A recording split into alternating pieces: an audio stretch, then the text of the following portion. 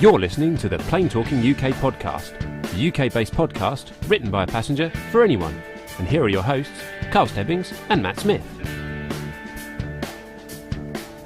Well, hello and welcome to episode number 144 of the Plane Talking UK podcast. I'm Carl Stebbings, and not with me in the kitchen studio this week is my co-host Matt Smith, but he is kind of here, but not here. And it's really, really freaking me out.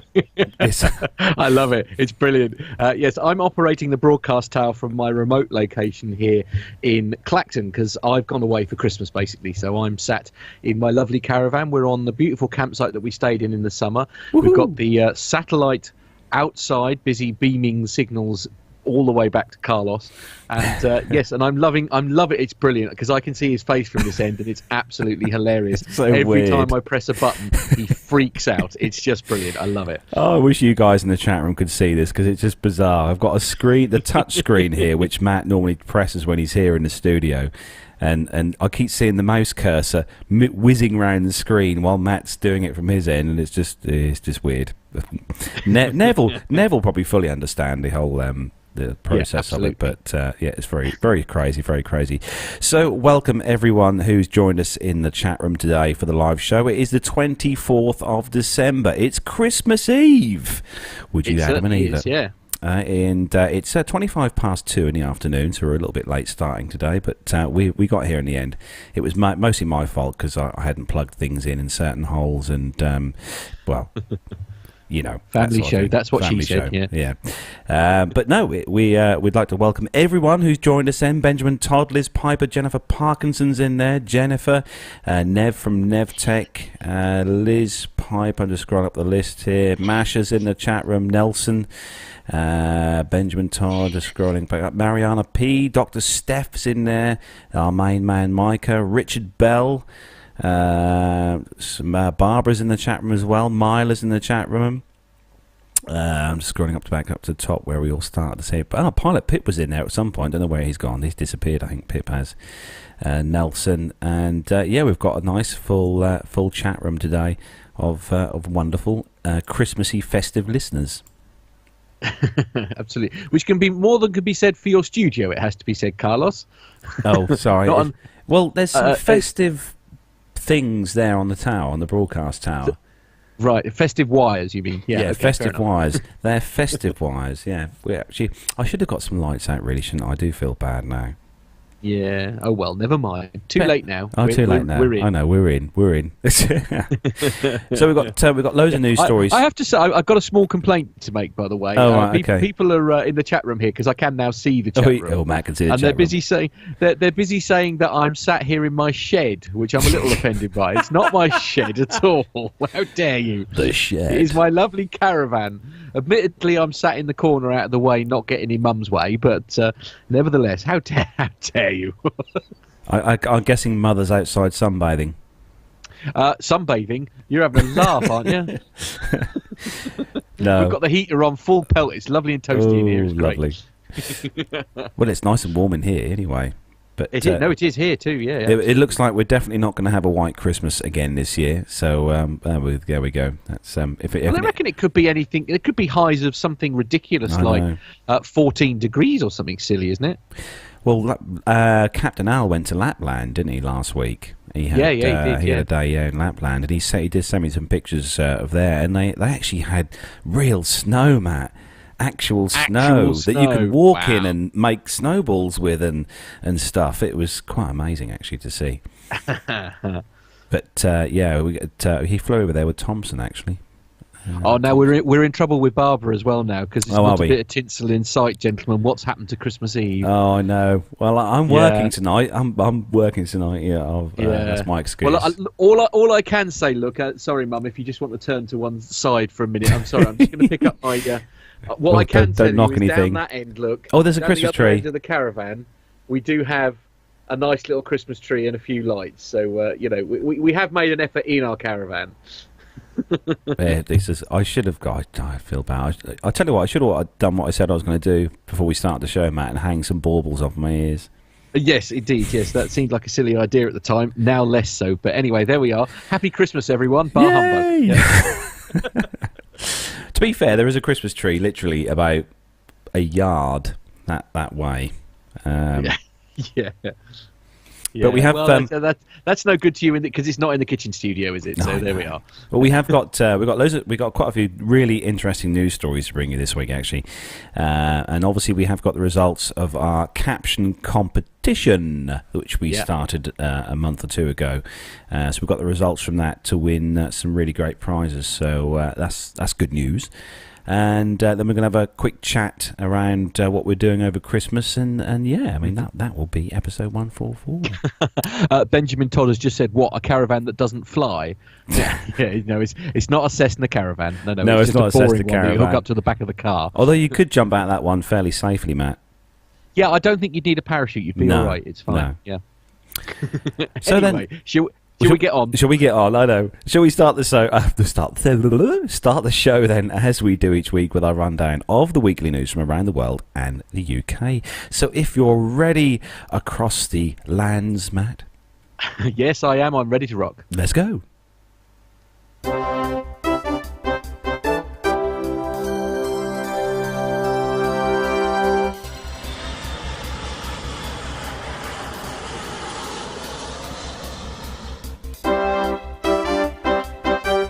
So, kicking off this week's first news story then. This one is on one of our wonderful newspapers here in the UK, The Sun. Something we don't see a lot of, The Sun, but it's on the Sun newspaper anyway. And the headline, Cheap Travel, the cheapest airline routes from the UK to the rest of the world. So Glasgow to Belfast is the most expensive domestic flight route on a cost per mile basis, while travelling from the UK to Melbourne in its best value international route. Some airline routes cost nearly 10 times as much as others on a cost per mile basis, according to new research. The most expensive route domestically is from Glasgow here in the UK to Belfast, as the 96.47 mile route cost travellers a whopping 70 pence per mile. The analysis by travel search engine Kayak, which is really good, I've used them actually, looks at more than 150 of its most popular routes, including domestic UK flights and flights from the UK to European and global destinations, based on their cost per mile of air travel. The analysis shows that the cost per mile of airline routes can vary between as little as 8p and as much as 70 pence per mile, with domestic UK flights costing more per mile on average than any others. Despite this, travellers can still find affordable domestic airline routes at an average cost of 16.7p per mile. Glasgow to London is the cheapest of the routes examined within the UK. London to Inverness, a lovely part of the world there, 18.5 pence per mile. And London to Belfast, there we go, Matt, London to Belfast is 19 pence per mile. Were also found to offer good value. For European travel, an average cost of only 9.7p per mile.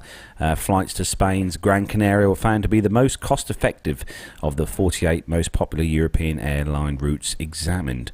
In general, flights from the UK to Spain were among the most affordable when looking at cost per mile, likely due to the fact that there are high levels of competition amongst airlines to offer cheap deals to one of the more popular destinations for British holidaymakers. The priciest flights per mile, perhaps unsurprisingly, given its relatively proximity to the UK and lack of alternative transport options, are those from the UK to Dublin, with an average fare of 43 pence per mile. It's got a chart here. It's got a couple of charts actually. One from routes from Europe to the UK, the kind of top 10 chart.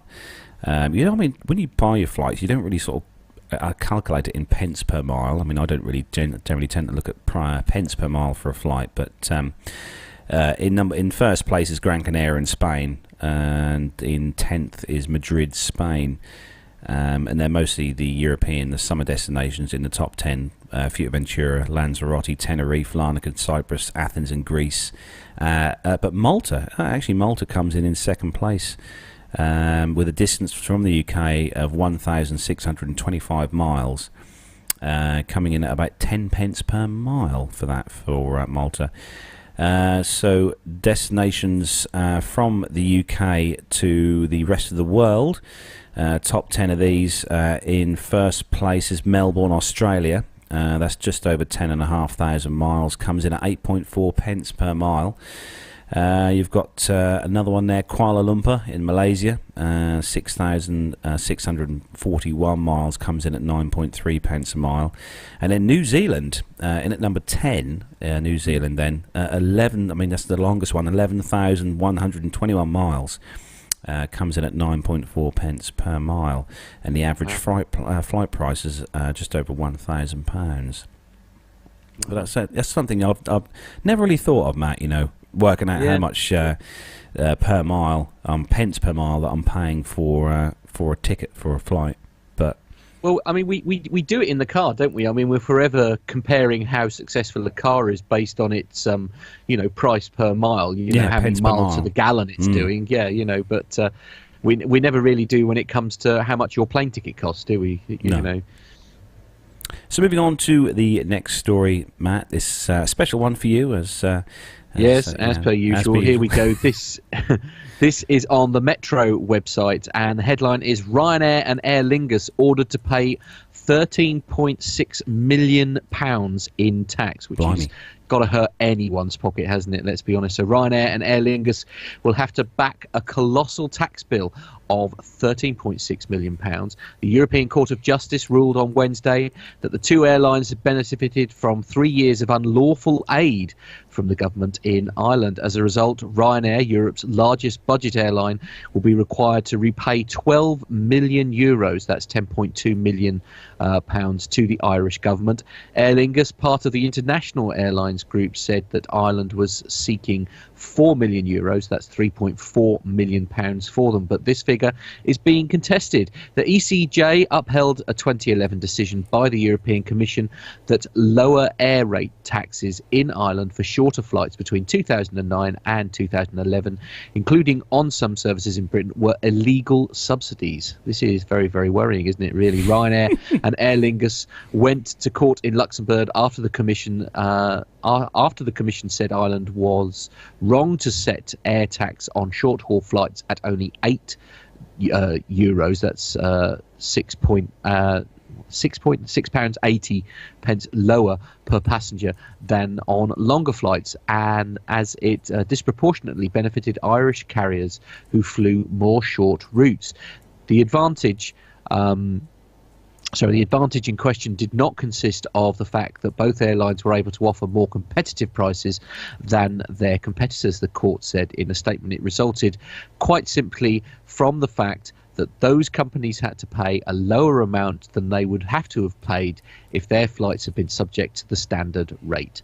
Ireland modified its air travel tax in 2011 to a flat rate for all flights, domestic and international, following the Commission's investigation. But Ryanair said it would be able to take legal action to claim compensation from the government over the tax.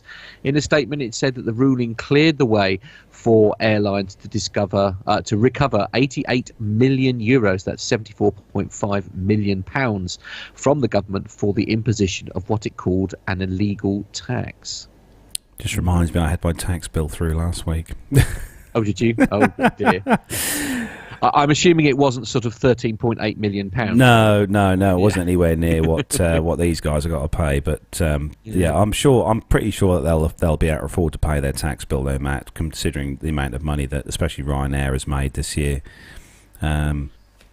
And all the aircraft. I don't know. I mean, I feel a bit aggrieved for them, to be honest with you, because you think, well, the government set a rate. They were quite understandably taking full advantage of that rate. I mean, why?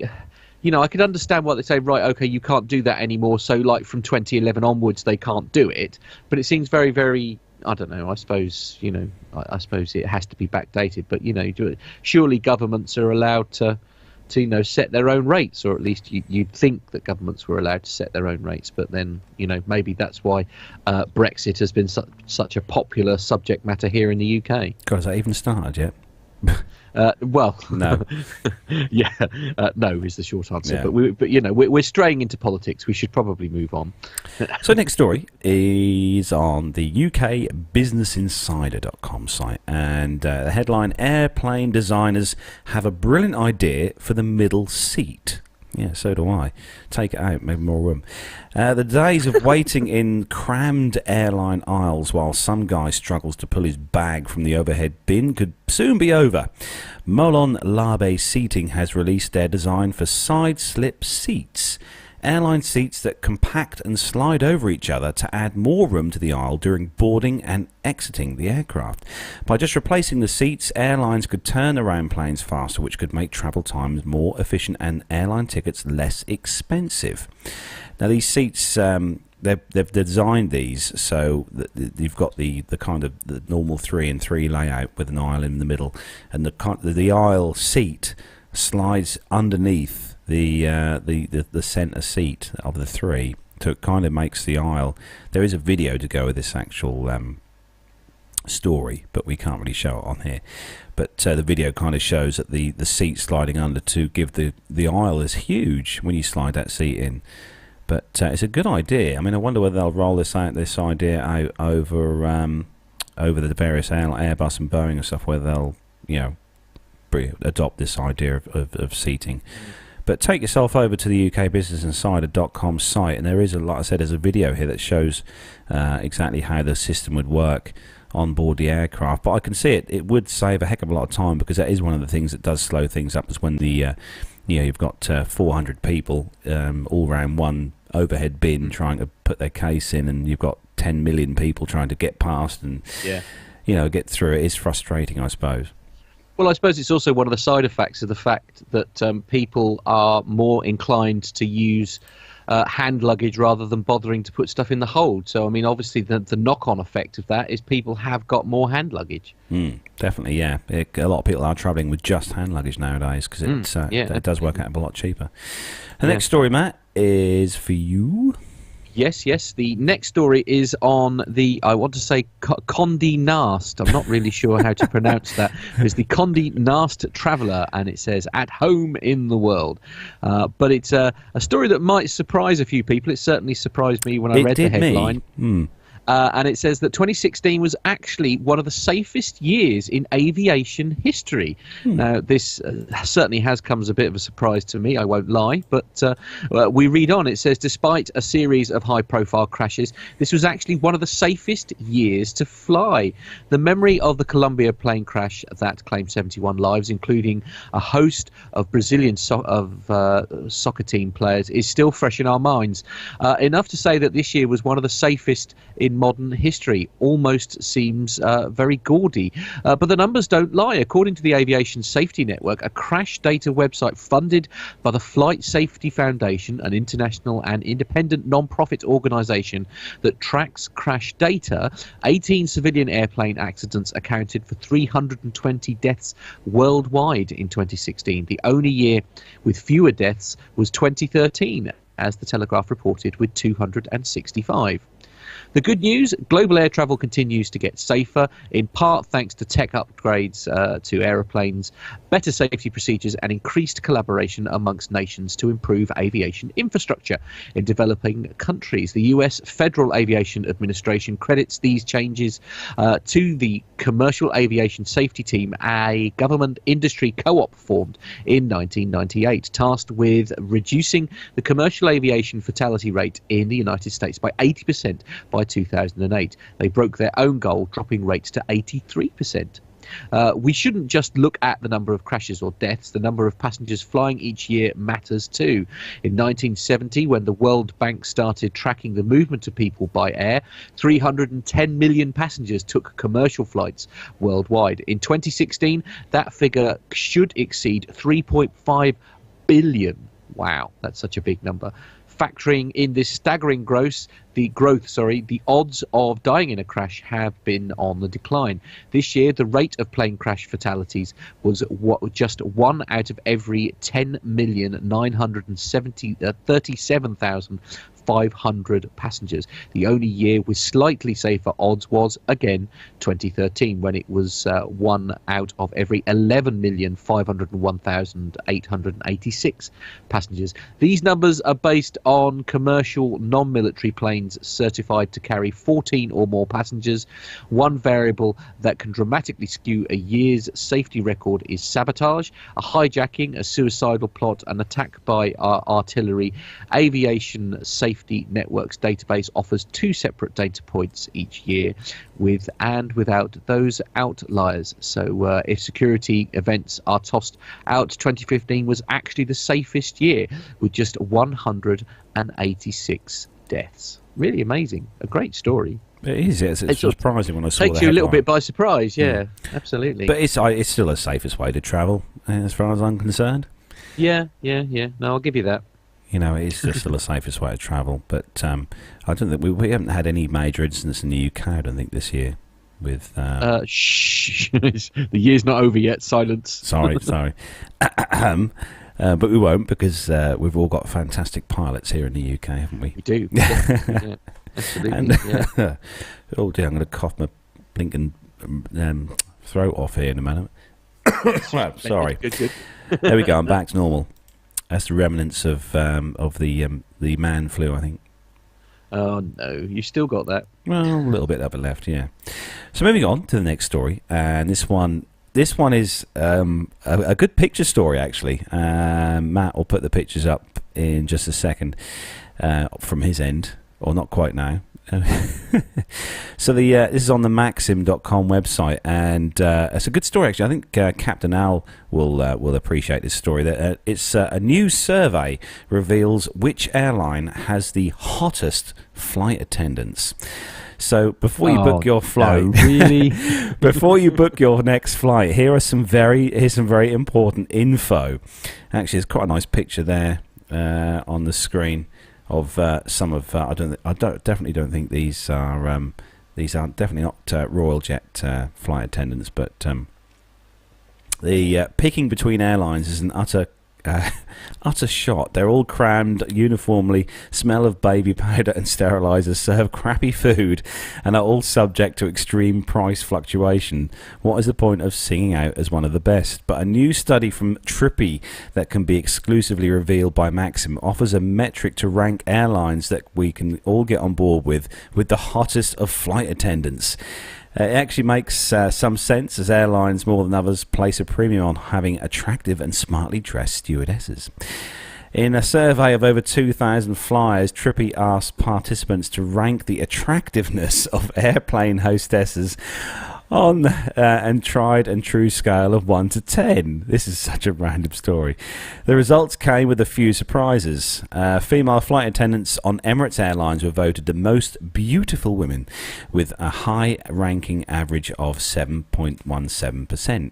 That's an appreciable leg up over the runners-up, which include United Airlines at 6.73%, in second place, and Hawaiian Airlines at 6.71 place, and in also Delta as well came in fourth with 6.68%.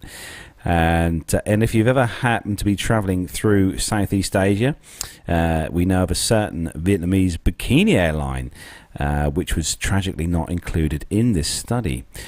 So whenever you go to get airlines, wherever you go to, airline falls on the ranking. It's just nice to know that there will always be an easy on the eye attendant there with a fresh bag of nuts, or refill that mini bottle of Cabernet when you just need it.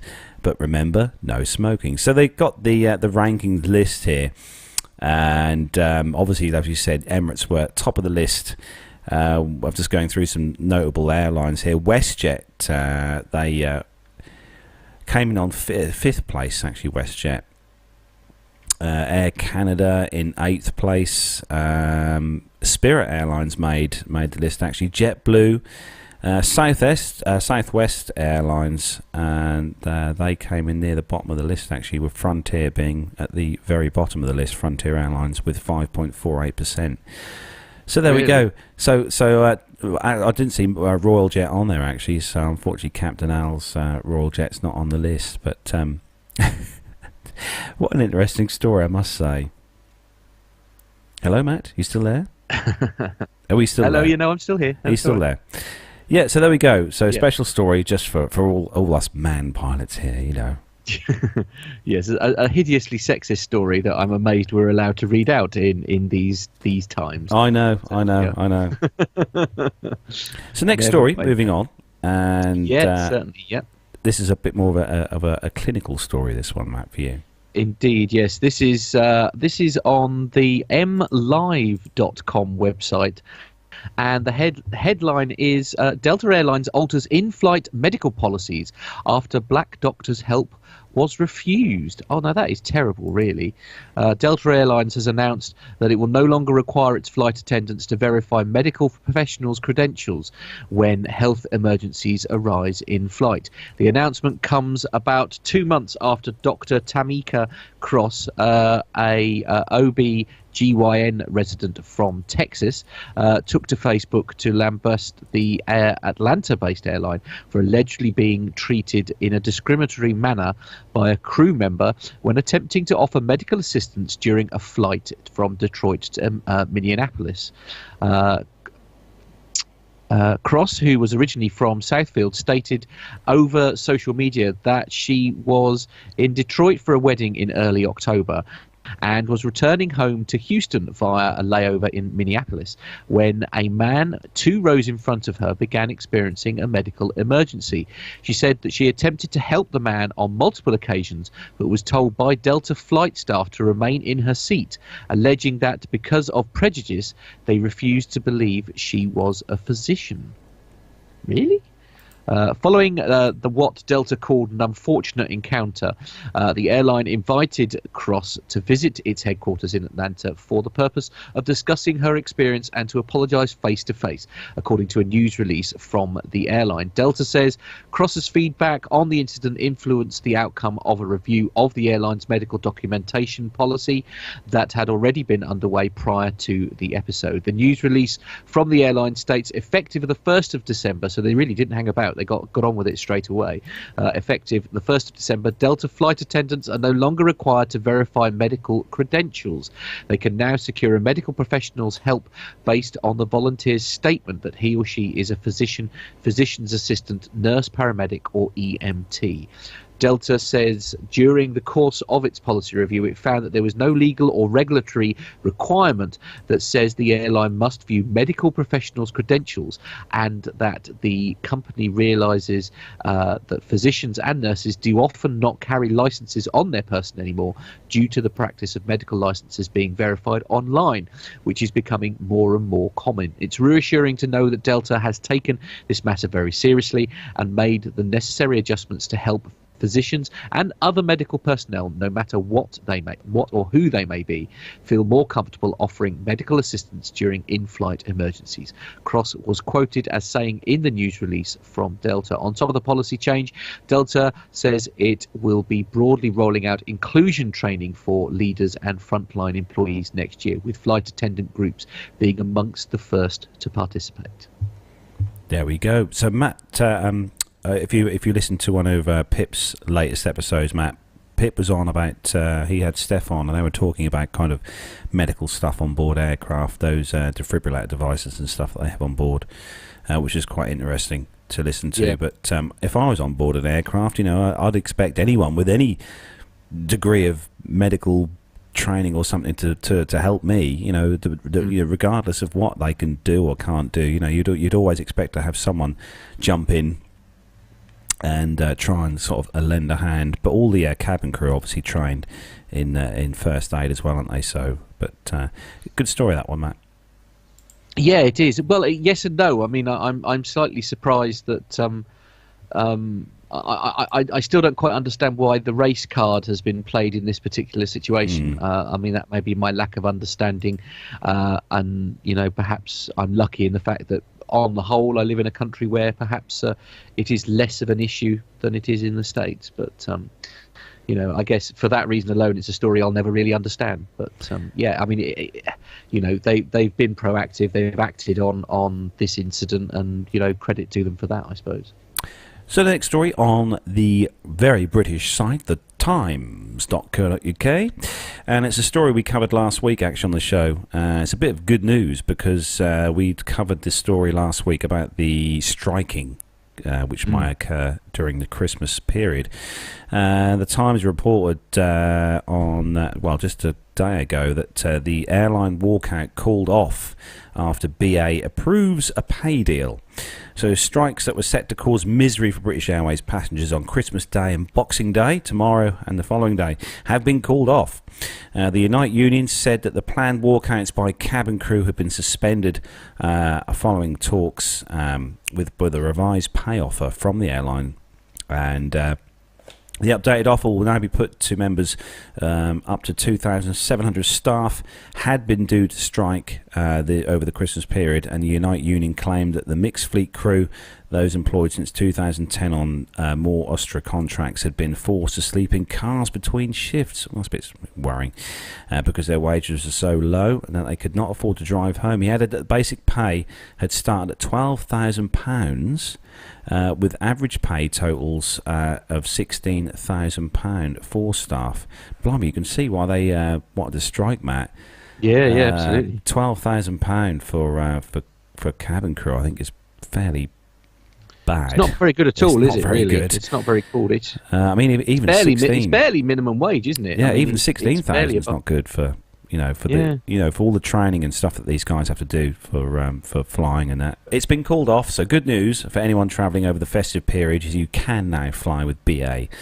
So hopefully they'll sort this this problem out, and hopefully they'll pay them more money. God, blimey, absolutely, it's terrible. Yeah. So next story, Matt. This one is for you. Indeed, yes, and obviously, this burns at the very heart of Carlos. Obviously, given that it's his home. A bit of a funny one, really. It says it's on the BBC News website, and I have to confess, I rather thought that these days were behind us. So this has come as a bit of a surprise. But the headline is Libya, Malta hijack. Hijackers arrested as drama ends peacefully. So that's a small piece of good news, at least. The hijacking of a Libya plane has ended peacefully after the men who seized control surrendered in Malta. The domestic flight with 118 people on board was hijacked after taking off from Sabha, bound for the Libyan capital of Tripoli. Instead, the Afghan Airways Airbus A320 was diverted to Malta International Airport. It appears the two hijackers are supporters of Libya's late deposed leader, Gaddafi, I think. I'm sorry if I've said that wrong. Pictures of them kneeling on the tarmac with their hands up appear to show the moment that they were arrested by the Maltese authorities. All passengers, including one infant and a number of the crew, had already been released. Maltese Prime Minister Joseph Muscat said that the men had been armed with pistols and a grenade, but later tweeted that the weapons appeared to be replicas. Mr. Muscat said neither of the men, believed to be of Libyan nationality, had made any demands. He told a press conference that the two hijackers had been detained in custody and interrogations are ongoing. The rest of the crew and passengers are also being questioned to ascertain events. Once this interrogation process is completed over the next few hours, arrangements will be made to send the passengers and the crew members back to Libya with another aircraft. Shortly before the incident drew to an end, one man emerged from the plane briefly and stood on the plane steps waving a green Gaddafi flag, adding support to earlier suggestions that they were loyalists of the former leader who was killed in 2011. Airport security in Libya, the BBC North that didn't make any sense. Airport security in Libya is lax and chaotic as the country's politics. Various armed groups who do not have any particular allegiance to any Libyan administration control them all. Over the years, there have been several incidents that passengers have become accustomed to, which often go unreported. This includes planes being delayed because rival armed groups drive up the runway or even temporarily board them if they have a particular demand or personal axe to grind. Also, perhaps it's not as uncommon as I think it is. No, this doesn't happen very often. as we obviously follow with the news and stories and stuff. This is not a regular occurrence happening, but it does happen still, Matt, which is quite surprising in this. Yeah, I genuinely thought since they started locking the pilots away, he says in a sort of jokey fashion, but sort of since that all occurred, I'd sort of kind of assumed that those days were behind. I think it's very much to do, Matt, with the security at airports is very different in different countries. You know, different countries have different varying degrees of security and stuff to to try and to stop this. But I mean, it's a good outcome at least. You know, this did have a good outcome in the end, so it's good that everyone got off the aircraft. But I couldn't think of any better place really to fly into if I was gonna land somewhere.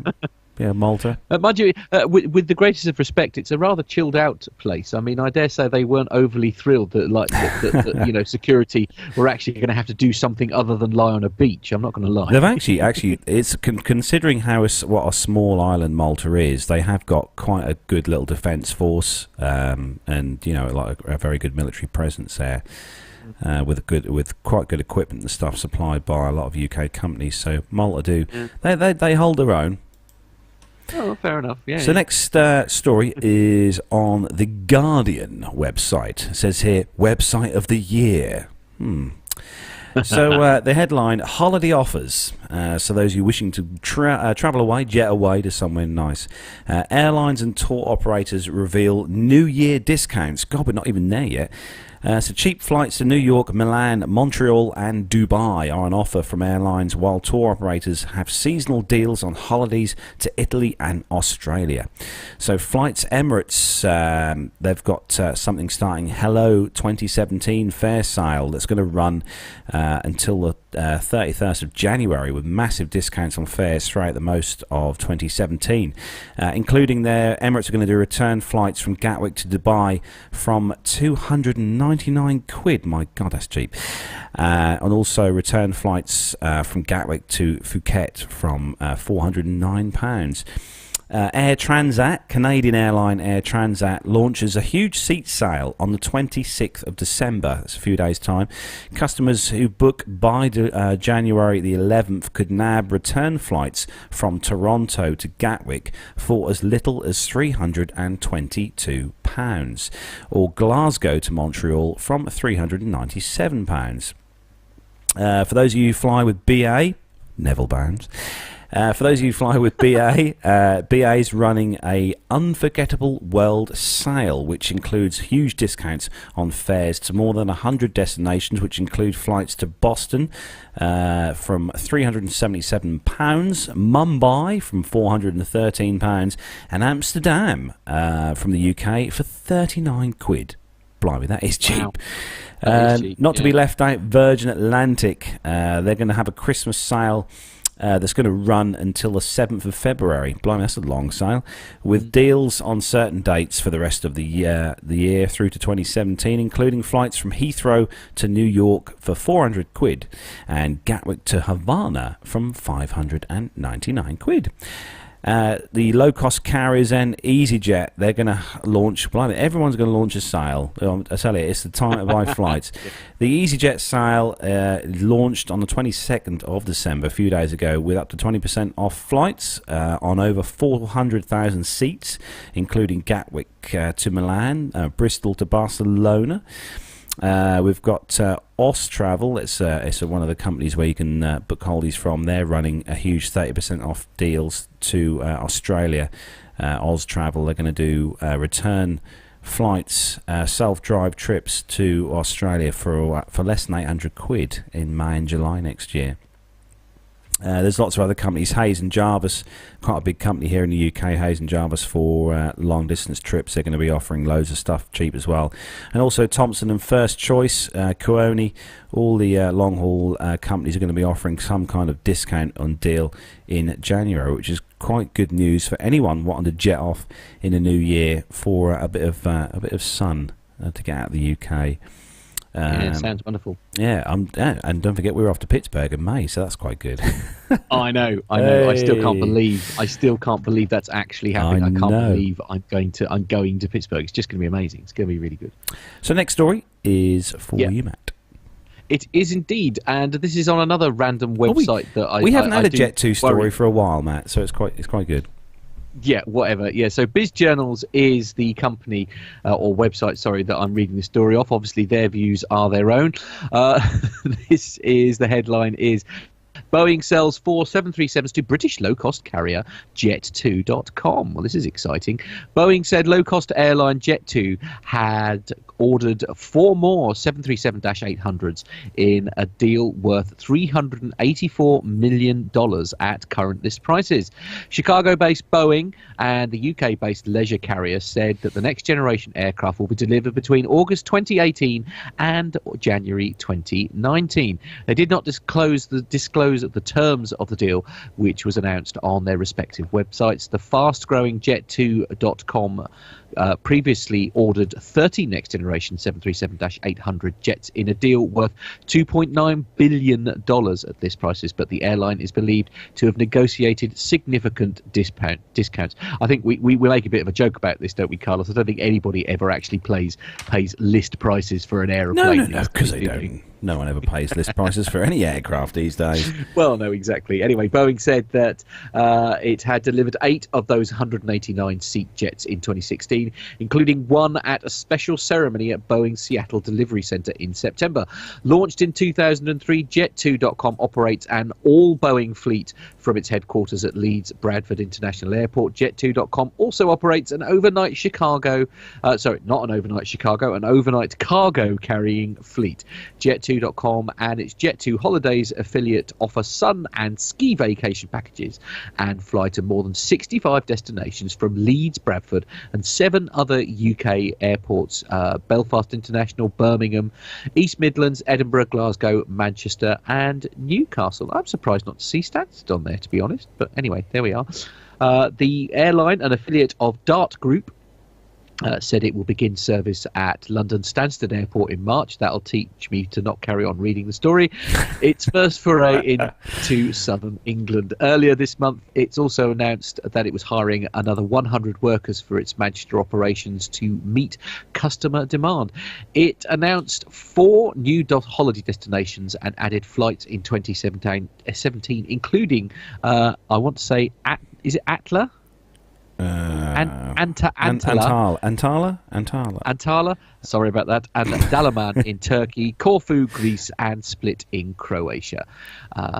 Boeing makes all its single-aisle twin-engine 737 jets in Rendon for the week ending December the 20th. The Boeing orders and deliveries page shows 340 outstanding orders for the 737 Spot of overtime for Boeing then. Well, quite right, yes, absolutely. It represents the vast majority of the 470 aircraft orders the jet manufacturer logged for the year. Also, it's good news. We normally have the drunkard passenger news for Jet2, but at least they're getting some new aircraft in the fleet. Oh, this is it. Yes, very exciting. Yes, and not a drunk passenger inside. No, and it's obviously good news for Boeing because they've got the massive backlog still, obviously, of aircraft that they're trying to push out for the single aisle 737 fleets. But obviously, they've not only got these new ones for Jet2, but obviously Ryanair obviously got a load of new ones in order as well, which should be delivered throughout this year and into 2018 as well. I should just apologise, by the way, if when my camera's on it's shaking a little bit. The little dog that's down the other end of the caravan has decided he's going to have a bit of a scratch. Unfortunately, what that does mean is the entire caravan rocks as well while he's doing it. I've never known such a small dog make so much movement. Honestly, I don't know what's the matter with him. Bless Alfie. Yeah. So the next story on the money.cnn.com site, and the headline, and we've had McDonald's, haven't we? Coffee on aircraft. So with Airbus are pondering a future with a flying Starbucks and no view. So the headline: would you still fly if you couldn't see the sky? I don't know, really. The newest generation of airliners come into all different sizes, but they have one thing in common: bigger windows. But a new project from Airbus's Group Silicon Valley unit, pronounced A cubed, is imagining a future without a direct view of the sky. The project called Transpose is rethinking what an airline cabin could be for passengers, making it quickly and inexpensively flexible. Like trains that add and remove sleeper cabins and cafe bars, Airbus is experimenting with the same concept for aircraft. Each module, piece by piece, would load on and off through a large cargo door on a modified and nearly windowless freighter. The goal is to give airlines a blank canvas on which to design new passenger experiences and expand their revenue model beyond traditional tickets and fees. Transpose imagines a flying Starbucks, sleeper bunks and play zones for kids with gyms, spas, or even a section for a movie studio promoting a new summer blockbuster. That's something that I think you'd be interested in, Matt. Through Transpose, Airbus is trying to solve an expensive problem for airliners. Over half a decade of use or longer, interiors get worn out and quickly outdated. A midlife overhaul on a twin-aisle jet can cost tens of millions of dollars and take weeks to complete. Airlines aren't allergic to change, but the costs can make it hard and quick to try new things, said Jason Chua, Airbus project executive. So the concept then, Matt, is basically you're going to have pods that they can open the sides of the aircraft, and each pod will have a particular kind of thing inside. Like if you put the picture on the screen so the guys in the chat room can see that, it's on there. I'm afraid it hasn't refreshed at your end. It's not refreshed. To the picture. Yeah, okay. I don't know quite what's gone on there. Sorry, can't do that. Can't do that. Okay, we'll scrap the idea. So basically, you've got these. There we go. It's on the screen now. It's now worked. Okay, all right. There you go. So basically, you've got these pods then. This particular pod on the picture there has got a bar inside, and so what they're saying is that these pods you can kind of take them out when they get worn and put a brand new one in, rather than ripping out the entire insides of an aircraft to replace with all new fixtures and fittings. But sounds very efficient, to be fair. I should just say, by the way, we do have podcast royalty in the chat room at the moment, by the way. Yes, blimey. Yeah, well, you saying it seems that the legend Jeff. that is Captain Jeff says that, it seems that most passengers keep their window shades closed these days anyway. So. Very true, very true. Yeah. Yeah, it's only. Yeah, he's right. He's right. Only us aviation geeks want to see outside.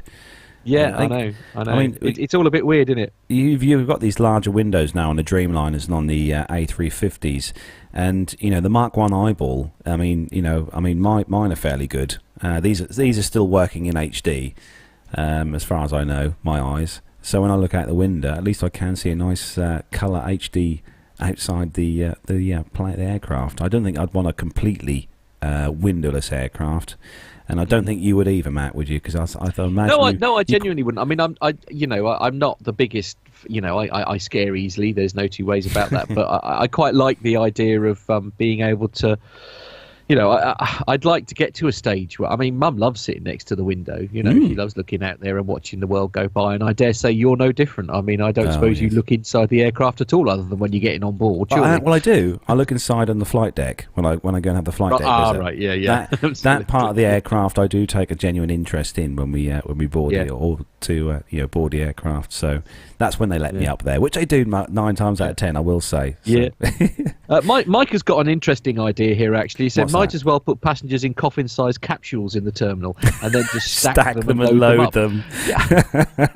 That does sound surprisingly efficient. It does, actually. Yeah, you'd probably be able to pile quite a few people on board the aircraft doing it that way, and the cargo hold as well. Might be a bit chilly for them in there, but and the peanuts coffee. Even for somebody who's not keen on flying like me, I do think not having windows is a very bad idea.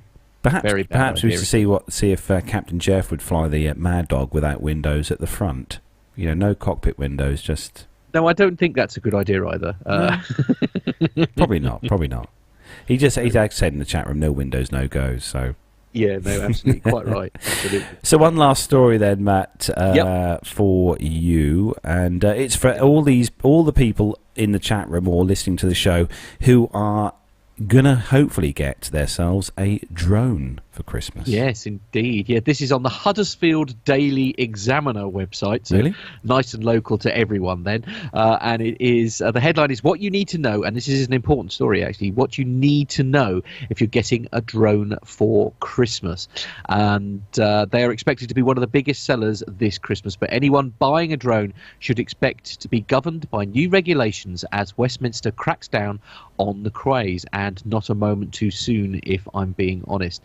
Proposals to come before Parliament include a requirement to register all drones with the Civil Aviation Authority and for owners to undergo training. It follows concerns that the machines, some of which can go as high as 500 metres and as far as 3 miles and reach speeds of up to 70 miles an hour, could collide with aircraft. Experienced user Steve Benson, a town councillor in Mirfield, who has more than 800 hours flying experience, said that he expected to see a big rise in the number of drones in the sky after Christmas.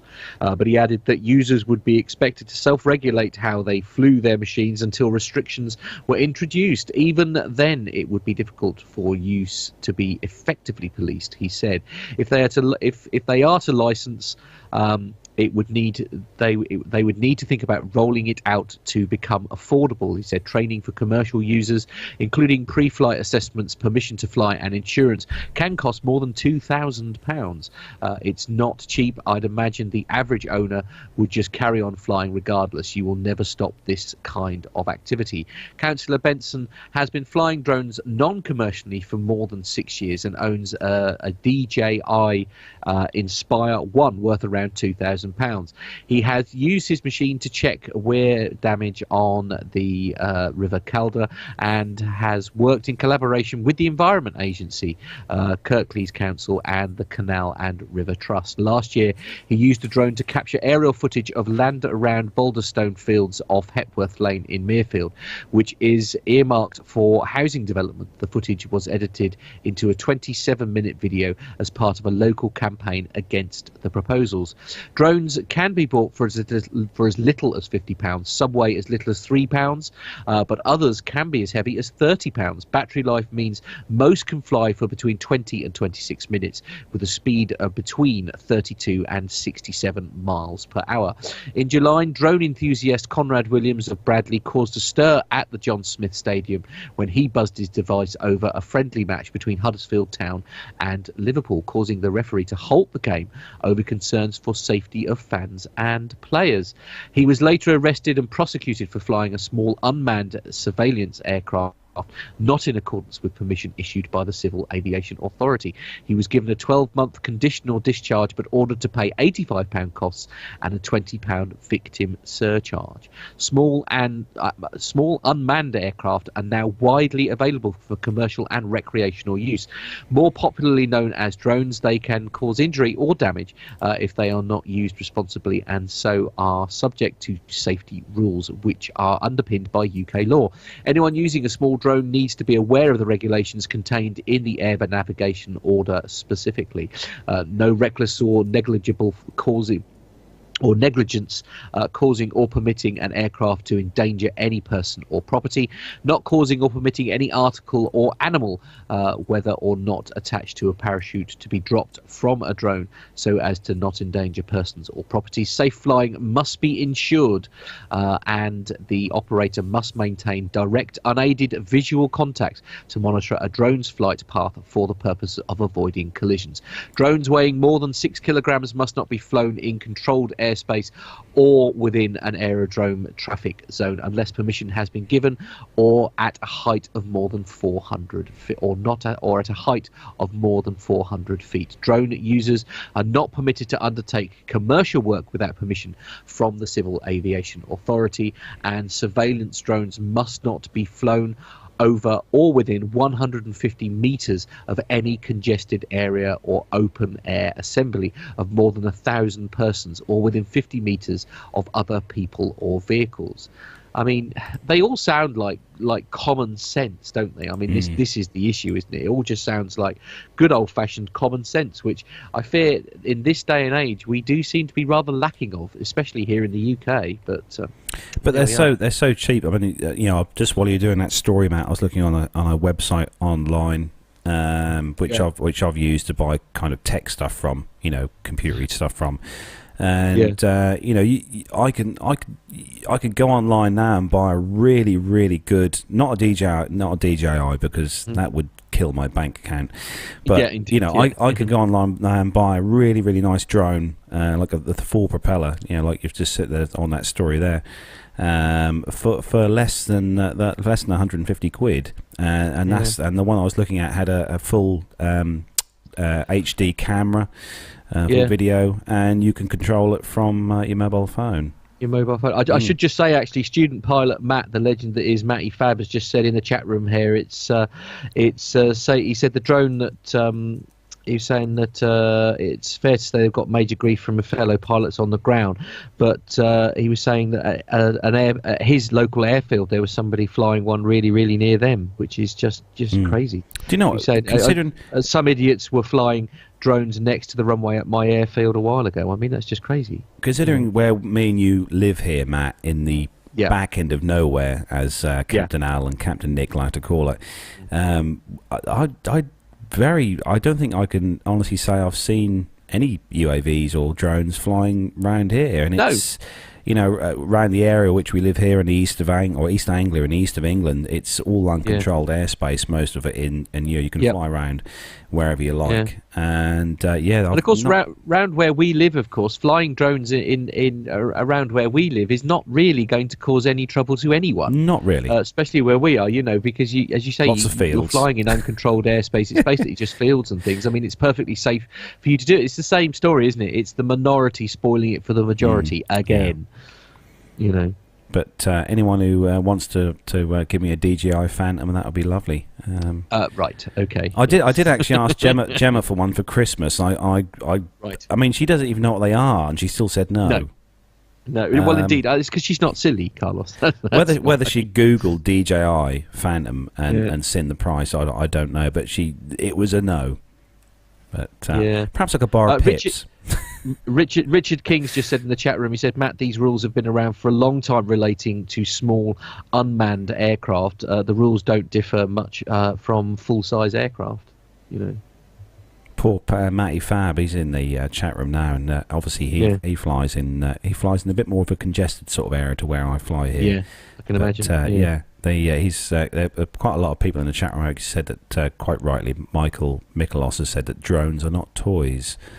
No, they're not, but they can be used to get some very, very stunning video footage. And I think a lot of the TV stations now, Matt, are using BBC and that are using for these wildlife programs that they use these the UAVs and stuff to get some really good footage from. So, but I'd like to think that the large TV companies like BBC and ITV are using professionally trained pilots or UAV operators who have the appropriate clearance to do whatever it is that you want them to do. Michael Mikolas just said happy birthday to my mum, by the way. Happy birthday to your mum, Michael Mikolas. Happy birthday to her. Indeed, yes. What a nice time to have a birthday. Nice time to have a birthday. I think there's actually, I think the podcast royalty we've got in the chat room mentioning no names, I think that certain person has got a birthday as well, hasn't he, coming up at some point I do believe soon. That's on what we like to call Boxing Day. Is it really? Yeah. Isn't that lovely? Isn't that lovely? Nice, yeah. I know, having a birthday. We should do something. We should definitely. We should do something. Yeah, perhaps we'll send him a bauble. That's what you said. Exactly. No, I know. I had to drop one in there. Not literally. Yes. Must you? Anyway. Yeah. Anyway, so that was the last of the news stories for this week. So we've got the competition to do, I suppose, haven't we? Better announce some winners. Yeah, absolutely. Better leave you in charge of that. I've got no details in front of me here whatsoever. I forgot to send Matt with the details along with his Christmas present, which is sitting just over there. But you can open that later. Yeah. I'll tell everyone in the chat room what it is. Oh no, I can't because you're in there. Oh well, no, I am. Yeah. So we had a caption competition. Then we set for you guys and girls to send us in your funniest captions. And is the camera still on me? It is still on me. And I've got the picture here. Actually, I've got it there For those of you who are in the chat room, you can see there the photo that we had up for the caption competition. Now, we had quite a few people email in. A couple of naughty people sent messages in through via Facebook, but we have included them, even though we said no Facebook messages. But we have. There we go. Matt's put it on the screen in proper high def there for those of you sitting at home. So we had quite a few results in. I've got them here. And we had some independent adjudicators, people who know us and kind of know what me and Matt are like, which is worrying. And so the prizes that we have, for those of you who are not 100% sure, so we have here, I don't know if is the camera on me? I don't know if it is, Matt, because you're doing everything. Are you still there? Yeah. Yeah, I'm still there. So, is it not up on your TV screen? Oh yeah, sorry. Me, I'm being blonde. Honestly, these amateurs. Honestly. So we've got two of these to give away for prizes. So we can see the book to go with the film. For those of you there, that's the for those of you listening to the audio podcast, we've got two of the books, the Sully books, Miracle on the Hudson, which is an awesome book. I've read this. I've read that. Awesome book. Love the film, obviously. And the top prize which we have here is it's very special to me and to anyone else who loves their TriStars. But this is a limited edition. So just you then. Just me. I'll have this. I've won. Thank you. Good night, everyone. So this is a limited edition. There's a limit to 600 of these, and these are for the 10th anniversary of the TriStar Air Bridge to the Falkland Islands. I'll just hold this up on the screen now so you guys and girls can see this in the YouTube chat room. And this is a card that was taken on board the TriStar Air Bridge, the anniversary TriStar Air Bridge, back in the early 90s, mid-90s. And the card, the actual envelope itself, has been signed by the various people in charge of the air bridge, including the governor of the Falkland Islands. You can't quite see, but there's the governor of the Falkland Islands there has signed this. And also the group captain and officer commanding Royal Air Force Mount Pleasant as well signed it just there. And also we've got the wing commander, commanding officer of number 216 Squadron, which is what the TriStar flew in from Bryce Norton there, signed at the bottom. And on the back we've got the officer commanding Port and Movement Squadron, Royal Air Force Mount Pleasant Squadron leader J.D. Allen, who signed it just at the back here, where you can see. And here we've got the stamp there that says that this is number 297 of 600. Inside the envelope, there's a story right up here. You won't be able to see that in the chat room, but there is a full story there explaining all the details about the anniversary air bridge and what the Royal Air Force done and what the story was about there, which is very interesting to read. But that is the top prize. So we're going to get to some results now. We must get some results. We need a drum roll, really, don't we? We haven't got. Hold on. All I can do. Yeah. There we go. There's a quick drum roll there. So we're gonna start with the winners of the two. One of the Sully books. There's two of these to give away. So we have got a well-worthy winner here of one of the books, and it's I'm just checking in the chat room to see whether he's still in the chat room. Yes, he is still in the chat room. The winner of one of these Sully books is Mr. Stuart Backer, who came up with. He came up with something that did make me laugh actually when I read it in the email, and so the picture then, if you look at the picture, and he's at the caption he came up with, it's quite a long caption, but it's very funny. He's come up with thumbs up to the kid scratching his name on the side of Matt's shiny new coach, and then Matt says, "Hey, stop that," and then Captain Al says, "New bus, sir, good price. Very cheap." I quite like that. That was good. Because that would be the kind of face that you'd make, I think, Matt, when, Yeah, I mean, it would certainly be a face very similar to that. You know, it's the fact that A, somebody is scratching my lovely coach, and B, I've then got to go back to my lovely boss and explain to her why there's a horrible, great big scratch down the side of the coach, which would terrify the living daylights out of me. So yes, yes, that is a very appropriate caption. The winner of another book, because we have two. So the winner of the second book, the Sully book, and this was quite a regular occurrence with a lot of the answers that we had for the caption competition, and I think this is down to Captain Al being in the picture. The winner of the next book is Tony Stew. So Tony Stew, I don't think Tony's in the chat room this evening or today. I don't know. I don't think Tony's but Tony Stew had the simple caption: "Better out than in." Which I think is quite good. And I clearly look horrified by the out. Yeah. Yeah, he definitely did. It is better out than in. There's no doubt about that. So well done, Tony Stew. That's another one of the book. Now, the top prize. Let's have another little drum roll. Here we go. Right, there we go. That's kind of a drum roll. So the top prize then of the TriStar Airbridge card then, and This seemed to have been the favourite one of everyone that I spoke to, and they kind of looked at, and he actually sent two captions in, but the one that was the best out of the two, it's kind of, I don't know. Are we after the watershed, Matt? Can we say it now? Oh, I don't know. Oh no, really? No is the short answer. But anyway, on you go. So the winner of the top prize then, the TriStar Airbridge card, is Richard King. Now I don't think Richard is in the chat room either. Richard King. So well done to you, Richard King. He came up with. And here we go. It's a nice, short but sweet. Do I need to sit down for this one? No, yeah. No, I wouldn't sit down. Oh right. Oh no. Okay, so Richard King came up with the short and sweet slogan of, and I think this is Al saying this: "I've found that USB stick, Matt."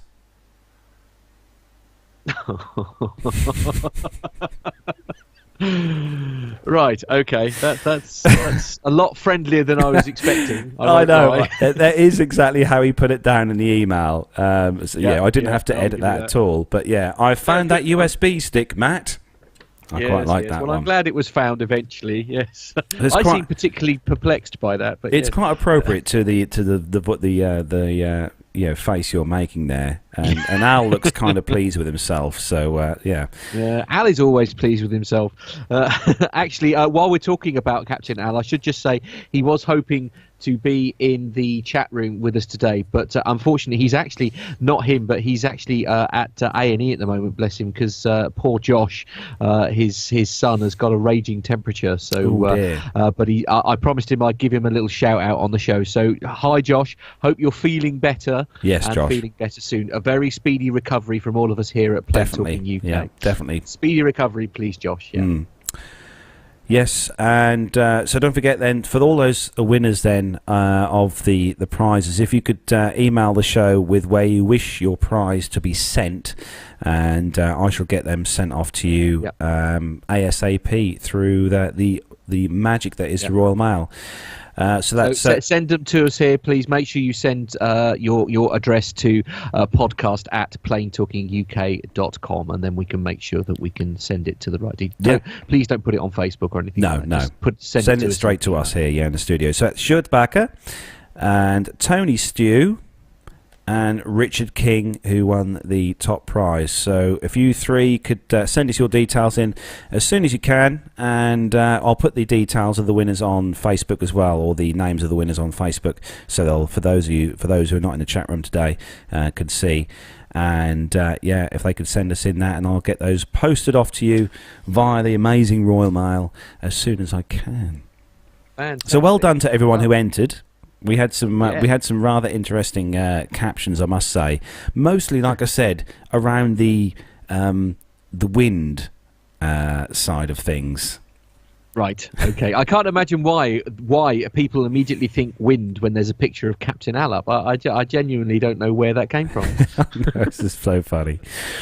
But we're obviously going to hopefully run some more competitions in the new year at some point, and we should hopefully have some T-shirts ready by January. They are in the process of being printed and obviously having the embroidered logos on here as well, on the T-shirts with the print on the back. So we're gonna, as soon as they're available, we'll let everyone know. And so well done to all those winners, and thanks everyone for entering on the competition. So Matt, it is Christmas, isn't it? It is absolutely. It is Christmas. We have sort of literally we've survived another year. We survived That's a year. Thing, I know. This is our last live show of 2016. Yeah, it is our last live show. Indeed, I know. absolutely. But we have got we've got another show which we're going to put out over Christmas, so we don't want to leave you in there. But me and Matt are going to have a break now between. We're just going to have 2 weeks. Sorry, we're just going to have a 2-week break. There'll still be shows, but they'll be pre-recorded, not live. Yeah, well, the first show that's going to go, we may as well tell them, I suppose. Go on, you tell them. Next week's show is going to actually be, several of you are probably aware, and I know a lot of people in the chat room were very kind and sent us audio Christmas messages. But yes, our next show, which is a recorded show, it's one that's just going out. As I say, we're just taking a 2-week break, is the fantastic Christmas extravaganza that we had privilege of being a part of. So we're actually going to release the video from that. I think Pip is going to be releasing the audio any moment now, but the video version of the show, if you want to watch all the craziness that took place, that will actually become episode 145 for us, and then 146, which will be the following week, is going to be all the footage that we took at our Farnborough show, which I'm frantically editing while I'm here in the caravan at the moment to get that ready to put out. So two good shows really for the 2 weeks that we're taking off. I hope you'll enjoy them. But we are going to just treat ourselves to a couple of weeks off so that I have time to reset my brain from all this malarkey. I'll tell you what. Yeah, it's Michael's birthday tomorrow. Is it? Yeah, Michael Miklos. Wow, yeah, Michael Miklos' birthday tomorrow. It's his birthday. Oh, good on him. Oh, wow. Birthday and Christmas Day. That's a tricky one. I know my dearly beloved uncle, bless him, he always used to have his birthday on Christmas Eve. But that must be a funny one, I suppose, when your birthday is on Christmas Day. I mean, the abuse you get at school about being, sort of sharing your same birthday with the Messiah essentially must be quite tiresome when you were at school. But wow, I mean, it's do you sort of have separate presents, or is it more big presents? Present? I mean, more presents. I mean, it's all about the presents. It's all about the presents. Never mind it actually being their birthday.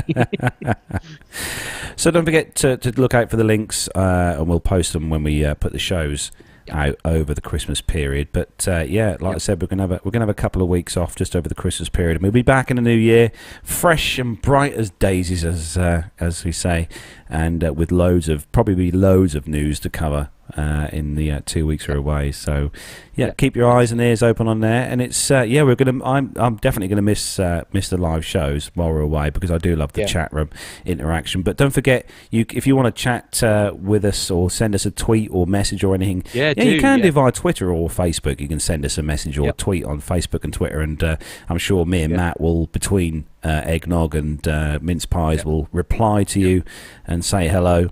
But we do want to take this opportunity before we close the show today to just say a massive thank you to everyone who has joined us in 2016 to listen to the shows, either via the live shows each week on YouTube, or via the downloads, which a lot of you do via iTunes and all the relevant podcast download sites. But it's been a fantastic year. Me and Matt have done some really incredibly fantastic things, and we've met some really, really amazing people this year.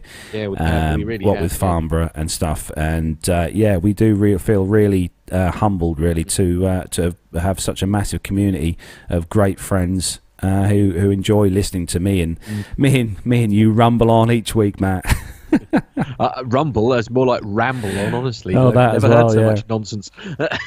So, Actually, can I just yes. while we're doing thank yous, can I just offer a personal thank you, because I do get quite a bit of help when it comes to the technical side of putting these shows together. So I wonder if I could perhaps make special mention to the legend that is Mr. NevTech himself, Neville Bounds. Thank you very much for all your technical help that you've given me, especially in 2016. It's been a privilege to get to know you as you've been helping me with these various projects. Thank you very much also to the lovely and wonderful Andy Furlong, who at the drop of the hat, yes. whenever I need a Mr. graphic Furlong. being put together, he has it turned around in just a few minutes. I mean, we have him to thank for our updated logos and graphics, for which I personally am incredibly grateful. And also I just want to mention it again, but thank you so much to Neil Townsend, who helps me when I have to do any audio production and things, and his little mashup of all of our theme tunes that he did for the Christmas show that we're putting out next week was absolutely brilliant. So thank you to those guys for giving us so much technical support. Certainly from my point of view, as I say, for the backroom guys, as we're always referred to, but the tech team have been absolutely incredible. So thank you very much, guys, for all your kind help and support. And also not forgetting as well all the great other podcast shows that we all affiliate with and are very good friends with, and we all kind of eardrop and eavesdrop and drop in and have on each other's shows at various points in time. And obviously we've got Captain Jeff in the chat room now, so big thanks to Captain Jeff and all the Airline Pilot Guy team for all your fun and joining in over 2016. We'll hope to do a bit more of that in 2017. And obviously the geeks as well, not forgetting the geeks. Please don't ever make me have 7 Skype calls on the go ever again, though. All right, that was just hideous. Oh dear. Oh dear. No, thanks to all the airplane geeks as well, Max and Micah, and the Maxes, all the Maxes, and David Vanderhoff and that over there on their great show, because we're hopefully going to be meeting up with and seeing some of the geeks that we haven't met yet over in Pittsburgh next year, which will be fantastic. So. And these are calls we can't forget. These are guys who have literally inspired, and we look up to these guys. I mean, we really do. I mean, they pull out. It's a privilege to be sort of associated and part of this ridiculous community that we're now involved in, really. And I think Jeff said it best also during our Christmas show, is the fact that thank you must also go from our own personal point of view, various partners and better halves that have to put up with us doing this rubbish every single week. So Gemma's not actually here at the moment. She's at work. Yeah, oh right, that's all right. Yeah, she's escaped for a little while. Just escaped for the day. Yeah, she knew I was doing the show, so she went to work. Yeah, but no, it's been a great year, and as me and Matt have just said, thanks to everyone who's joined us on the journey through 2016. So.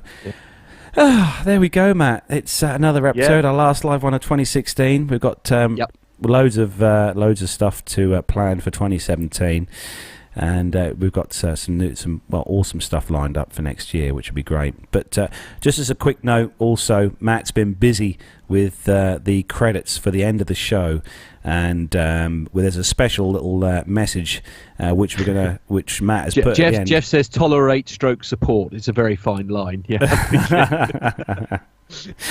Oh, Captain Jeff, he's a card, isn't he? That boy. He is. But no, keep your eyes open on the end credits, because, like I said, Matt has been adding a few little bits to the credits at the end of the show as a kind of thank you to a certain group of people who have helped us this year. Matt, you've disappeared. Are you still there? I am, yeah, I think so. All right, okay. So we're going to wrap up the show then and say a massive, massive Merry Christmas to everyone who listens to the show and who's in the chat room today. Thanks for joining us on episode 144.